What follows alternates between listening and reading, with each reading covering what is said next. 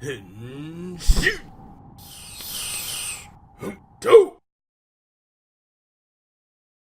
guys, welcome to this episode of the Kamen Tokukast. I'm your host, the Frozen Stratos. Here with me today we have... Makotoa. That's right, because Alex is a loser and he's got a final. He ain't here. Anyways, on the show today, we're going to be reviewing episode 14 of Kamen Rider Build. Oh my god! This has been probably one of the best episodes. Oh yeah, definitely. This was ridiculous. Like, we got the reveal of Bloodstank. Well, technically, the official reveal, except for right? the official one, the one that's not a preview. Mm-hmm. But it was so good.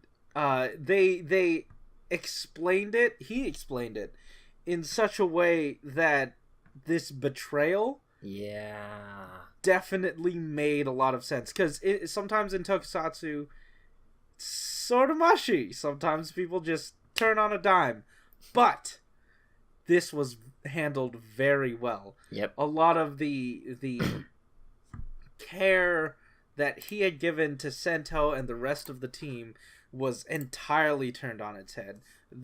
My perspective of him was entirely shifted. I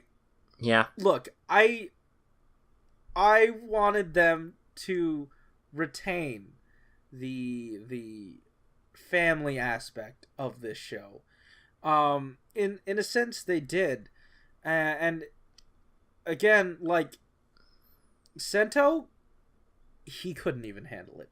He couldn't handle being ripped away from one of the most important parts of his family. It showed slowly more and more throughout until that final battle between the two of them, where he in mid fight he started having flashbacks and just couldn't continue fighting him. Because it hurt so much that this person, he pretty much saved him from where he was, which was he didn't even know who he was, right? And he made him a person, in a sense. Yeah. So it was just it's like someone adopts you as a kid and they raise you a certain way that they love you, and then this whole time it's just oh yeah, I've just been using you for personal gain. Mm-hmm. And not just him, but the others too, especially his daughter. That also was ouch. And it made sense too. It made sense why she got he kidnapped her, and then pretty much his purpose, Sento's purpose, was pretty much she felt too guilty making these bottles for Faust, so she wasn't going to do it anymore, and I wasn't going to be able to get her to do it any other way. Yeah, no, and the biggest reason was that factored into her being able to do it at all. Yeah. And that was also revealed this episode as well. So Sento was pretty much the hero that had her okay with making. He was turned into the hero. Yeah.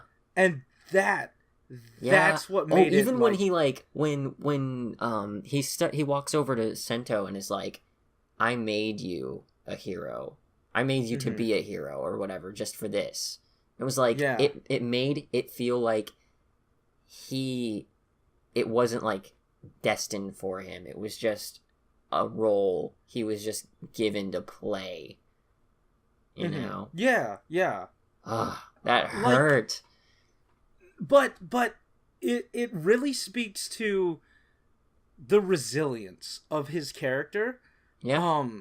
To not only take that, but say, hey, even though what you said to me was just to get me to do, to keep pushing forward with the development of Build for you, that doesn't mean it's not real.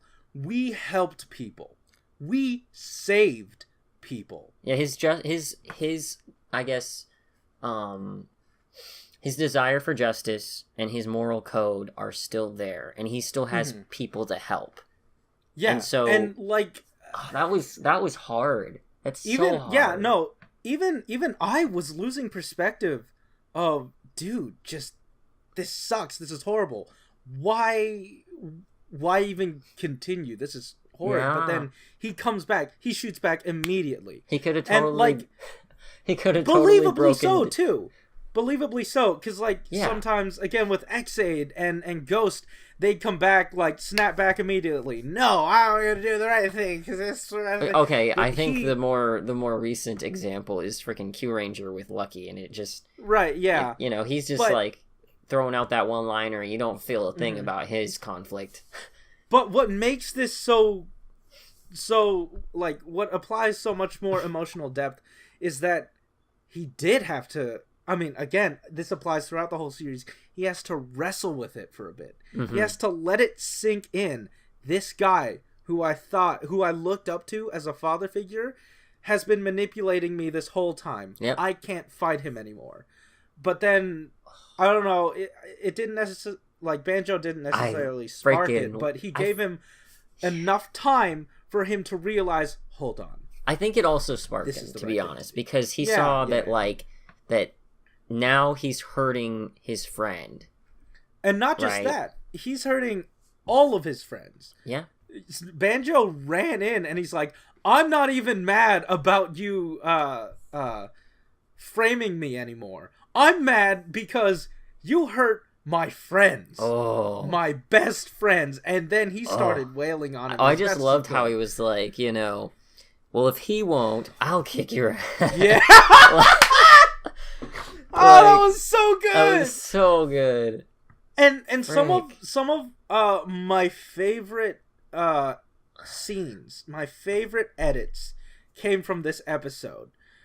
We had the moment where the tables turn on Banjo and he's suddenly, you know, shot in the chest. We had that, like, that quick zoom in, like that reaction, and then the pullback of him just getting blown away. Realization and then point blank shotgun to the... And then, easily, like, the best... Well, not easily the best. There are tons. One of. We had the henshin sequence of Rabbit Tank sparkling. And I don't know why. There's something about the cinematography of it. It was just shot so well. Gosh, I just can't get over how he, like, cracks open the can at the beginning. Yeah. Well, like, what got me the most is not just the movement of the camera, but the quick shifts in focus to show you where to place your eye and how well that was paced in time with the movements, the sounds. It was just orchestrated beautifully. And I haven't seen something as perfect as this in a long time. Obviously, our friend Corey loves his cinematography. No, it was beautiful. This episode was beautiful. It was filled with beautiful shots. It's true. Oh my gosh. The moment they transformed the first time, and everything, we only heard a couple of sounds. Mm-hmm. Then it just went quiet. All you heard was the rain, and then the fighting started. Oh yeah, that's right. That moment, when they were in the corridor and it was from behind, that weird angle from, like, below. Yeah, and it was just the rain. Keep in mind, this is the alleyway that... Oh, that was so good. Keep in mind, this is the alleyway that he found Sento. Yeah. So they brought them back there. Yeah. That, I feel like... I mean, I love the scene as we had it. But I feel like it would have been a lot more powerful had we not had the background music for a little longer. And just kept on the fight, the you know, just the raw emotion of them just beating each other up. Either way, this was incredibly crafted today. This episode, definitely. And we haven't even talked. We're talking about all the cool stuff and the serious stuff. We haven't even talked about the funny stuff, dude. This episode still had funny stuff in it, and it was great. This show balances everything so well. It's paced well. Like, early on, it wasn't paced that well. Remember when Banjo picked up the phone to call someone to help him escape, but then suddenly it was his girlfriend being, turned into a smash. Yeah. But now, like, all those jokes landed, and I'm really happy to see that again in Kamen Rider. Like the friggin' the whole back and forth without words that that they had good. Between each other about the trying to distract Misao, right? Misora, and like Misao is Zawaldo. Yeah, right. Trying to distract her from finding out like all that information our spy lady has on her father, and is like, go on a date with her or something. It's like that was so funny. All of that. It led to like that joke led to a payoff of them actually learning something about Misora that tied into the battle with Sento and Brad. Yeah. Brad Stank. Bloodstark. Brad Stank. For those of us who haven't been, continuing to hear what we've devolved from, Bloodstark is who Brad Stank is, by the way, just FYI. But I'm sure they can figure it out. Yeah, hopefully. Our newcomers, right? Yeah, just walk right in. Hi, Brad newcomers. Stank. Who the heck is Brad Stank? And but we like even. I'll give you a banana. No, I'll add protein. Okay. What? You're lucky. I suddenly want to go on a date. And even like when he was fashioning his new sparkling container. By the way, that was really hokey toward the beginning. Like, he knew that he was gonna use Pandora's box to charge his can. I think that was more coincidence. Was it though? Why would he be carrying it? He's got to have those empty cans. He's always carrying an empty can. Also, your zipper's down.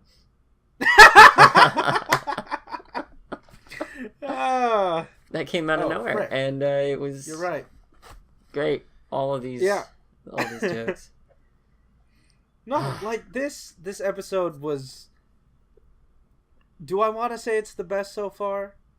Do I? It's like you got to think back, and there you do because really Build has been so good. Mm-hmm. Build has been such a treat. Yeah. Recently, since its beginning, its inception, yeah.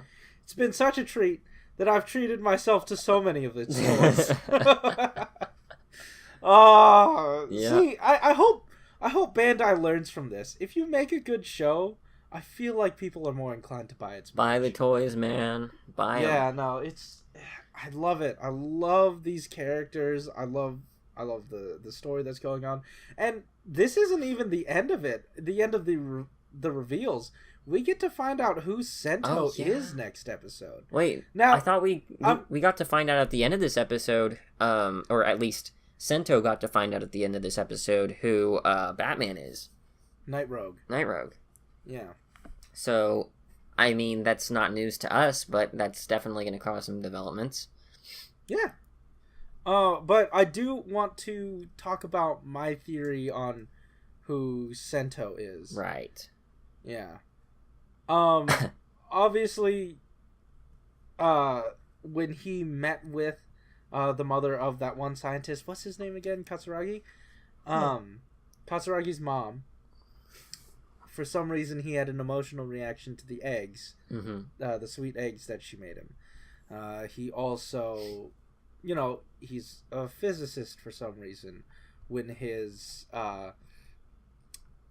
background is in music.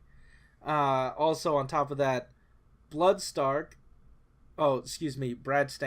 is apparently the one that set up Banjo to take the fall for the murder of Katsuragi.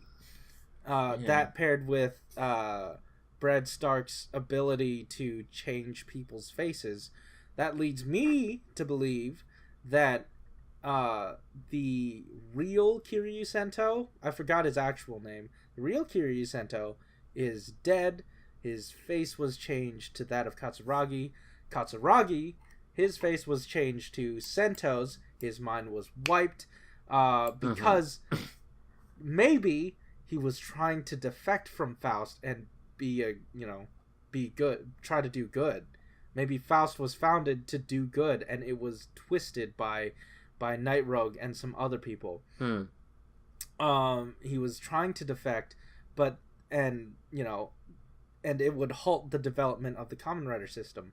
So, not only did Brad Stank want his daughter to purify the bottles, he also wanted a way for Katsuragi to keep working on more build material. The only way to do that is to have him think that he's doing it for the right reasons. If he brainwashes him, it also doubles as, hey, he can now be a hero to my daughter who needs motivation to purify the bottles for good. And even now, even though he found out like the Brad Stinks true identity, it still doesn't change that his plan is working. I'm glad you finally said his name right, by the way. Huh? I'm glad you finally said his name right. Oh, yeah. It still doesn't change that his plan is still in motion and working, because Build's going to continue to build. Yeah. No, and not just that. He gave him the Pandora box and the two panels. Yeah.